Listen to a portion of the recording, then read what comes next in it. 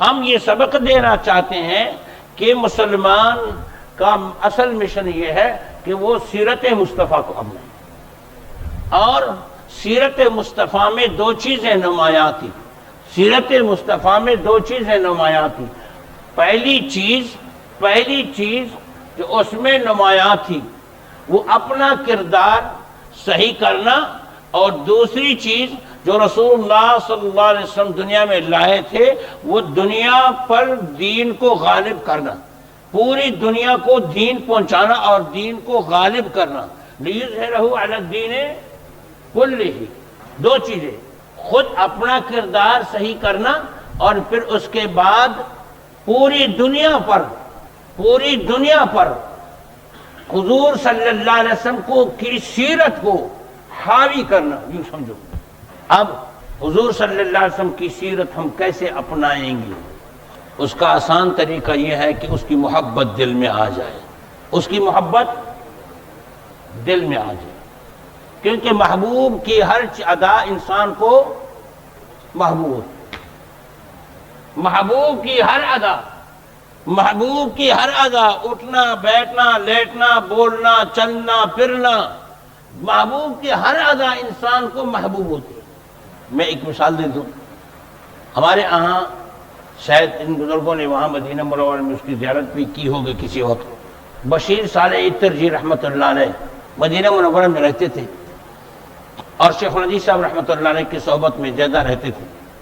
ہمارے والد صاحب رحمۃ اللہ علیہ کے شاگرد تھے، اور ان کو اپنے والد نے یہ وصیت اور نصیحت کی تھی کہ آپ نے زندگی گزارنی ہے تو دو جگہوں میں آپ نے زندگی گزارنی ہے، اگر مدینہ منورہ جانے کی توفیق ہوئی تو وہاں زندگی گزارنا، ورنہ پھر لاہور خیل کی بستی میں ہمارے والد صاحب رحمۃ اللہ کا نام لے کر مولانا ناز محمد صاحب رحمۃ اللہ علیہ کے پاس وقت گزارنا۔ اس وقت تو زندہ تھے، اب تو رحمۃ اللہ علیہ، یا یہاں یا وہاں کہیں اور زندگی نہیں گزارنا اپنا۔ تو وہ ایک مرتبہ آئے تھے، ہندوستان آئے، پھر پاکستان آئے، پھر ہماری بستی میں آئے۔ میں نے قرآن کا ایک رکوع بھی سنایا تھا تجوید کی اجازت کے لیے، میں قاری تو نہیں ہوں لیکن ایک شوق تھا، تو اجازت لینے کی غرض سے میرے استاد ان کا شاگرد تھا، تو میرا شوق تھا کہ براہ راست میرا استاد بن جائے، بشیر صالح عطر جی رحمۃ اللہ علیہ۔ یہ عطر جی سے کہتے کہ ابتدائی دور میں جب وہ گئے تھے تو عطر کی دکان تھی، تو اسی وجہ سے عطر جی سے مشہور ہو گئے۔ تو جب آئے تو مجھے یاد ہے، بالکل یوں یاد ہے، اس میں مثال دیتا ہوں کہ دیکھو جس کے ساتھ انسان کی محبت ہوتی ہے اس کی ہر ادا انسان کو محبوب۔ تو والد صاحب جا رہے تھے اور وہ پیچھے پیچھے جا رہے تھے، تو وہ ایسے اس کو دیکھ رہے تھے، اور تھوڑی دیر رک جاتے اور ایسے والد صاحب کے پیچھے پیچھے دیکھتے تھے، والد صاحب چلتے تھے، وہ دیکھتے تھے، میں بھی اس کو دیکھ رہا ہوں۔ تو فرمانے لگے کہ میں ذرا حضرت کی رفتار کو اور ان کو ذرا میں دیکھ لوں، خدا جانے کہ پھر کب ملاقات ہوگی۔ یہ تو ایک محمد مصطفیٰ صلی اللہ علیہ وسلم کے غلام کے ساتھ محبت کی وجہ سے، لیکن اگر کسی کو محمد مصطفیٰ صلی اللہ علیہ وسلم کے ساتھ محبت ہو تو وہ کیسے ان کی ادا کو نہیں اپنائے گا یا نہیں اپنائے گا؟ ہم محبت کے دعوے کرتے ہیں، حقیقی محبت نہیں، اور حقیقت میں وہ محبت اگر کرنا چاہیے تو اسی کے ساتھ کرنا چاہیے۔ فخر المحدثین حضرت علامہ بلوری رحمۃ اللہ علیہ لکی مرد تشریف لائے تھے، تو خصوصی بیان خواص کو کر رہے تھے کہ بند کر دی، تو فرمایا کہ محمد مصطفیٰ صلی اللہ علیہ وسلم سب سے زیادہ محبوبیت کے مستحق ہیں اللہ کے بعد۔ کیوں؟ کہ محبت کے 3 اسباب ہوتے ہیں۔ محبت کے اسباب کتنے ہوتے ہیں؟ جمال، کمال، نوال۔ جمال، کمال اور نوال۔ حسن کی وجہ سے محبت ہوتی ہی نہیں ہوتی، یہ تو آپ جانتے ہیں سب، کہ حسن کی وجہ سے ایک انسان حسین ہے، عورت ہو مرد ہو، تو حسن کی وجہ سے یہ لوگوں کے درمیان جو شرارتی محبت ہوتی ہے یہ اکثر حسن پر، ایک محبت کے لیے سبب حسن ہے جس کو جمال، ایک کمال ہے، اچھا مقرر ہے، اللہ تعالیٰ نے فصیح زبان دی ہے تو لوگوں کو ان سے فطری محبت ہوتی ہے۔ اچھا مدرس ہے باکمال تو لوگوں شاگردوں کو ان سے فطری محبت ہوتی ہے کہ یہ بہتر پڑھاتے ہیں، استاد اساتذہ سب ہوتے ہیں، لیکن جس کا پڑھانے کا ڈھنگ اچھا ہوتا ہے تو لوگوں کو لڑکوں کو ان سے محبت ہوتی ہے۔ باکمال انجینئر ہوتا ہے، ملک و قوم کی خدمت کر لیتا ہے تو ان لوگوں کی قدرتی طور پر ان سے محبت ہو جاتی ہے کہ یہ دیکھو بڑے باکمال ہیں۔ تو جو بھی کمال انسان حاصل کر لیتا ہے تو کمال کی وجہ سے وہ محبوب بن جاتا ہے۔ اور ایک نوال ہے، سخاوت ہے۔ سخی لوگوں کو محبوب ہوتا ہے کیونکہ دینا جو آپ کو دیتے ہیں اسی سچ کہو، جو آپ کو دیتے ہیں ان سے آپ کی محبت ہوتی ہے نہیں ہوتی؟ دینے والے سے انسان کی محبت ہوتی ہے نہیں ہوتی؟ فطری بات ہے۔ آپ کو پیسے دیتے ہیں، آپ کو سہولتیں دیتے ہیں، آپ کو گاڑی دی، آپ کو پیسے دیے، آپ کو گھر دیا، تو آپ کو ان سے محبت ہوگی یا نہیں ہوگی؟ حضرت فرمانے لگے کہ محمد الرسول اللہ صلی اللہ علیہ وسلم جمال میں بے مثال تھے، کمال میں بے مثال تھے، اور نوال میں بھی بے مثال تھے، اس لیے گویا وہی محبوبیت کے لائق تھے۔ حقیقت جمال کا یہ عالم تھا کہ حضرت عائشہ صدیقہ رضی اللہ تعالی عنہ فرماتی ہیں کہ میں کبھی کبھی چودھویں کے چاند کو دیکھتا تھا اور ادھر محمد مصطفیٰ صلی اللہ علیہ وسلم کے چہرے کو دیکھتا تھا تو حضور کا چہرہ مجھے زیادہ نورانی نظر آتا تھا چودھویں کے چاند سے۔ اور حضرت فرماتے تھے مخلوق میں حسین ترین مخلوق وہ محمد مصطفیٰ صلی اللہ علیہ وسلم کی ذات۔ پھر فرماتے کہ آپ لوگوں کے دل میں اشکال آئے گا، متوجہ ہو، علماء کرام بھی بیٹھے ہیں، کہ جی حضور اکرم صلی اللہ علیہ وسلم نے خود فرمایا ہے کہ 9 حصے حسن حضرت یوسف علیہ السلام کو دیا گیا ہے اور 10واں حصہ حسن تقسیم ہے پورے عالم میں۔ 9 حصے حسن حضرت یوسف علیہ السلام کو دیا گیا ہے اور 10واں حصہ حسن کا وہ تقسیم ہے پورے عالم میں۔ تو پھر آپ کیسے یہ دعویٰ کرتے ہیں کہ محمد رسول اللہ صلی اللہ علیہ وسلم ساری کائنات میں حسین ترین تھے؟ حضرت فرماتے تھے کہ علم بلاغت کے یہ اصول ہیں، سن لو، علماء کرام بیٹھے ہیں، علم بلاغت کے یہ اصول ہے کہ متکلم اس سے مستثنیٰ ہوتا ہے، متکلم اس سے مستثنیٰ ہوتا ہے، اس میں محمد مصطفیٰ صلی اللہ علیہ وسلم کی ذات داخل نہیں۔ ساری دنیا کا حسن ایک طرف اور محمد مصطفیٰ صلی اللہ علیہ وسلم کا حسن ایک طرف۔ حضرت نے فرمایا جوش میں آ کر کہ ان کا حسن محجوب کر دیا کیا تھا، اس کے باوجود کہ چمک رہے تھے، یہ حجاب تھا، اگر وہ حجاب ہٹا لیتے تو کوئی دوسرے دیدار کی تاب نہ لا سکتے، یہ تو محجوب تھا۔ اور پھر ایک واقعہ سنایا کہ حضور صلی اللہ علیہ وسلم کے چہرے انور پر جو انوار و تجلیات برستے تھے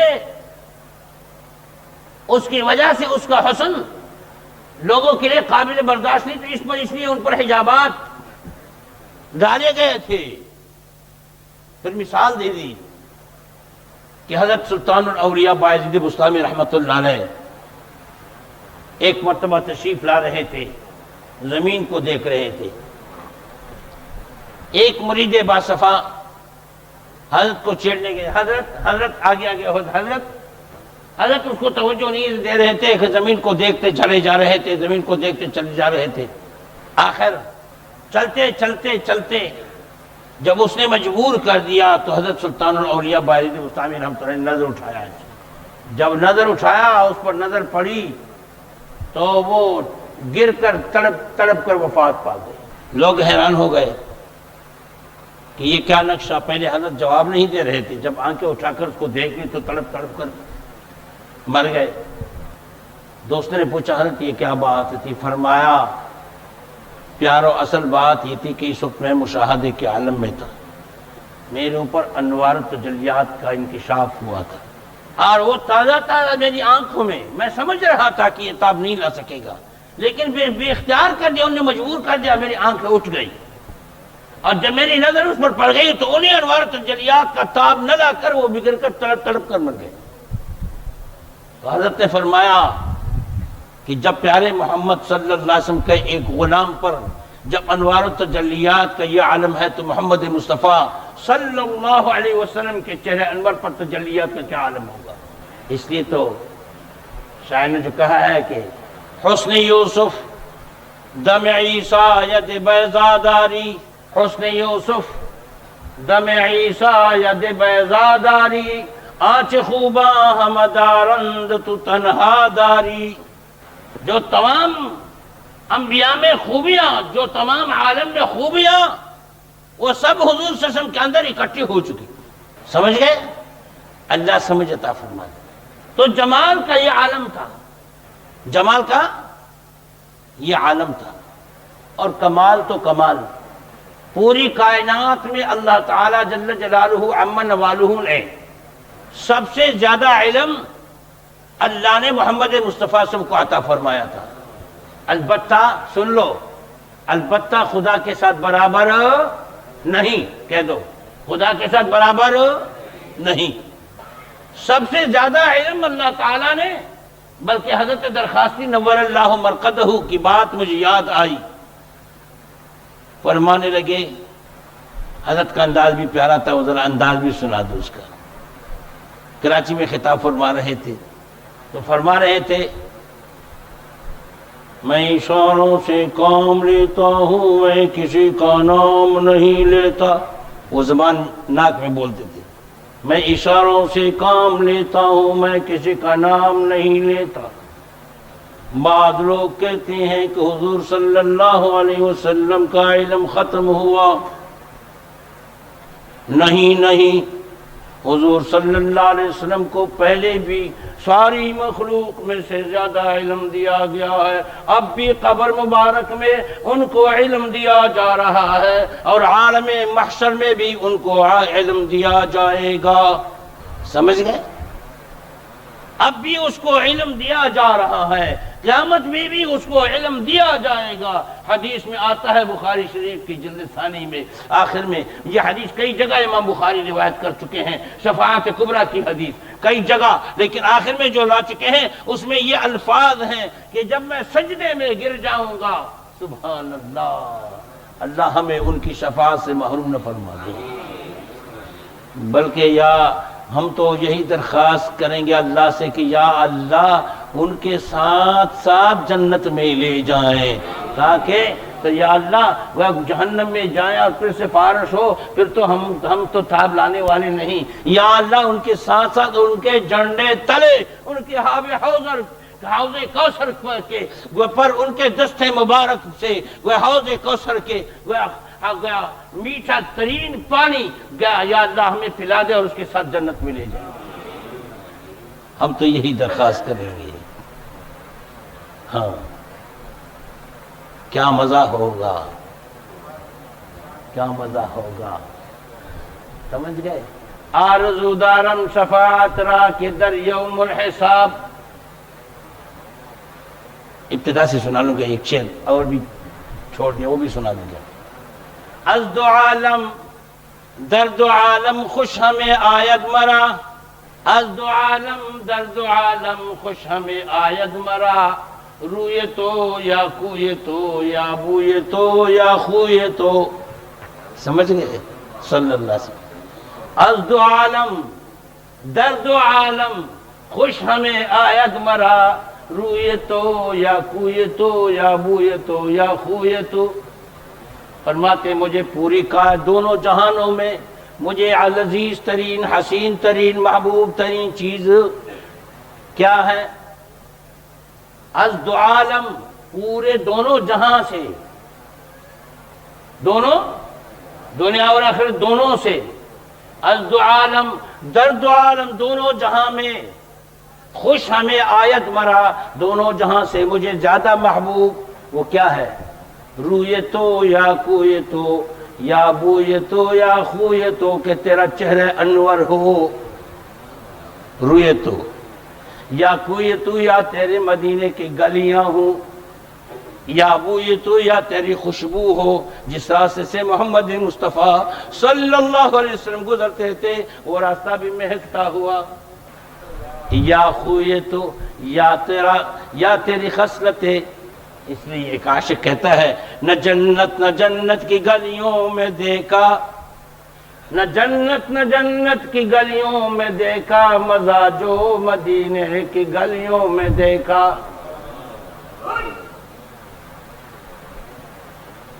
ہاں تو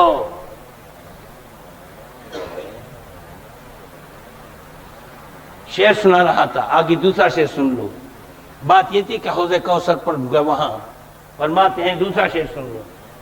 پہلا شعر تو ازد عالم درد عالم خوش ہمیں آید مرا، روئے تو یا کوئے تو یا بوئے تو یا خوئے تو، آرزو دارم شفاعت را کہ در یوم الحساب، آرزو دارم شفاعت را کہ در یوم الحساب، تو ببینی جان بے حق من ببینم سوئے تو. یا اللہ آرزو دارم، تمنا ہے میری، آرزو ہے میری کہ قیامت کے دن شفاعت نصیب ہو. اور یا رسول اللہ آپ مولا کی طرف دیکھتے ہوں اور ہم آپ کی طرف دیکھنے والے ہوں، یہ بھی نظارہ ہوگا. پیارے محمد اوپر دیکھتا ہوگا اور ہم محمد مصطفیٰ صلی اللہ علیہ وسلم کو دیکھتے ہوں گے. یہ منظر ہو تو کیسے مزہ آئے گا. اللہ آپ اور ہم سب کو نصیب فرما. یہ مزہ کیسے نصیب ہوگا؟ یہ اس کی محبت سے نصیب. اس کی محبت کیسے نصیب ہوگی؟ اس کی سیرت کو اپنانا ہوگا، اس کی صورت کو اپنانا ہوگا. بات سمجھ میں آئی؟ اللہ سمجھ عطا فرما دے. آرزو دارم شفاعت را کہ در یوم الحساب، تو ببینی جانب حق من ببینم سوئے تو. اللہ اکبر کبیرہ. تو رسول اللہ صلی اللہ علیہ وسلم کی شفاعت کبریٰ کی بات چل رہی تھی. یاد ہے پورا عالم جمع ہوگا، شان مصطفیٰ بیان ہو رہی، یہ بھی بیان کر دوں گا. پریشانی کے عالم میں پسینہ پسینہ حضرت آدم علیہ السلام کے پاس چلے جائیں گے، شفاعت کریں، اللہ سے درخواست کر لیں کہ حساب شروع ہو جائے. حضرت آدم علیہ السلام معذرت کریں گے، حدیث لمبی ہے تفصیل سے نہیں بیان کر سکتے. جاؤ حضرت نوح علیہ السلام کے پاس، صحیح حدیث ہے، نوح علیہ السلام کے پاس آئیں گے. حضرت نوح علیہ السلام بھی معذرت کریں گے. نوح علیہ السلام کے بعد حضرت ابراہیم خلیل اللہ کے پاس آئیں گے، علیہم التحیات والتسلیمات. ان کے پاس جائیں گے، وہ بھی معذرت کریں گے. پھر اس کے بعد حضرت موسیٰ کلیم اللہ کے پاس آئیں گے، وہ بھی معذرت کریں گے کہ میں نہیں کر سکتا. پھر اس کے بعد حضرت عیسیٰ روح اللہ کے پاس آئیں گے. حضرت عیسیٰ علیہ السلام بھی معذرت کریں گے کہ یہ میرا کام نہیں ہے، جاؤ محمد مصطفیٰ صلی اللہ علیہ وسلم کے پاس. پورا عالم محمد مصطفیٰ صلی اللہ علیہ وسلم کے پاس آ جائیں گے. یا رسول اللہ آپ سفارش کریں گے، حساب شروع ہو جائے. حضور فرماتے ہیں کہ میں وہاں کہوں گا کہ انا لہا، میں اس کام کے لیے ہوں. یہ مقام محمود ہے، یہ مقام. میں سجدے میں چلا جاؤں گا. کیا کروں گا؟ سجدے میں چلا جاؤں گا. ذرا پھر کہہ دو، کیا کروں گا؟ کیا کروں گا؟ آپ تو سوئے ہوئے ہیں، جواب بھی پورا نہیں دیتے. کیا کروں گا؟ یہ اس لیے بار بار دہراتا ہوں کہ وہاں بھی کام سجدے سے چلے گا. سجدے کرو گے تو کام آئے گی. ایک نقطے کی طرف آپ کو متوجہ کر رہا ہوں کہ میدان حشر میں بھی سجدے کی ضرورت ہوگی. پیارو سجدے کرو، نماز پڑھو، نماز پڑھو، نماز پڑھو. پیارے محمد صلی اللہ علیہ وسلم مرض وفات میں جب حضرت بلال حبشی رضی اللہ تعالیٰ عنہ دروازہ کٹکھٹاتے ہیں، حضرت عائشہ رضی اللہ تعالیٰ عنہ ساتھ موجود. حضور صلی اللہ علیہ وسلم آنکھیں اٹھاتے ہیں، فرماتے ہیں عائشہ کون؟ فرمانے لگی بلال ہے. کیا کہہ رہے ہیں؟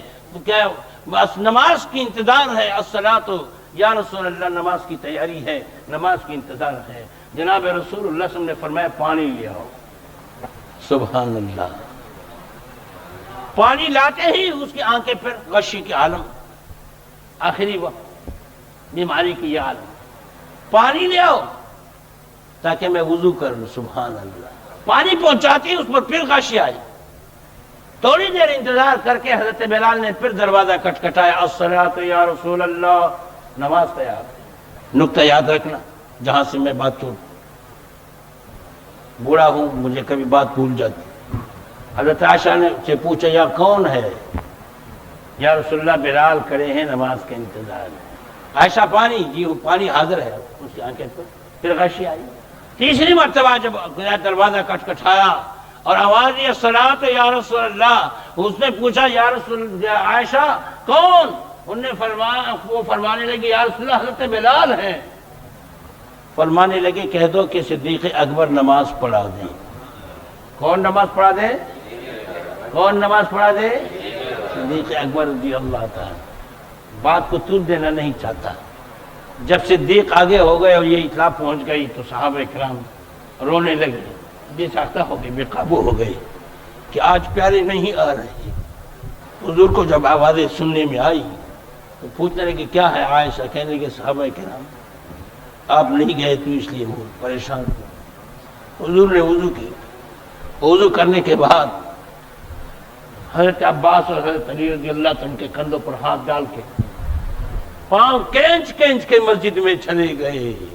مسلمانوں بیدار ہو جاؤ، فرض نماز مسلمان نے چھوڑ دی. کہتے ہیں میں مسلمان ہوں، میں حضور کا عاشق ہوں.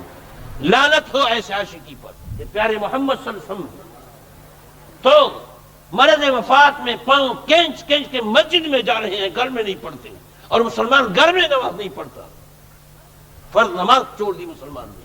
کہتے خدا کا عذاب کیوں ہے؟ ناراض نہ ہونا، ناراض نہ ہونا، بات سیدھی سیدھی کریں گے. فرض نماز مسلمان نہیں چھوڑی.